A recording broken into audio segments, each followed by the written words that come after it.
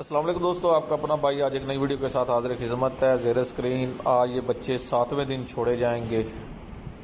ये 7वें दिन 5 बच्चे छोड़े जाएंगे, 7वें दिन उड़ेंगे जी। ये चेक करें जी, माशाल्लाह। अस्सलाम वालेकुम दोस्तों, आपका अपना भाई शाम की वीडियो लेके हाजिर खिदमत है। सुबह 5 बच्चे छोड़े गए थे 7वें दिन और 5 ही बच्चे बराबर हो गए और ये हम अपना बच्चा बिठा रहे हैं। ये चेक करें जी, माशाल्लाह से आज 7वें दिन बराबर हुआ है। सुबह 8वें दिन उड़ेगा जी। दोस्तों चेक करें।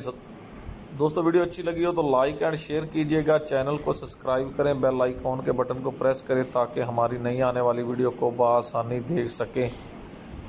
ये चेक करें दोस्तों, ये हमारा बच्चा फिर रहा है माशाल्लाह से। आज 7वें दिन बराबर हुआ है, कल 8वें दिन उड़ेगा जी। बहुत अच्छी परवाज़ की है 5 बच्चों ने जी, माशाल्लाह से। चेक करें दोस्तों, ये बैठ रहा है जी बच्चा। ये दोस्तों चेक करें, ये आ गया जी छतरी के ऊपर। ये बैठ गया जी, ये बैठ गया जी। ये देखे दोस्तों, ये वो बच्चा है माशाल्लाह, बहुत एक्टिव एंड हेल्दी है।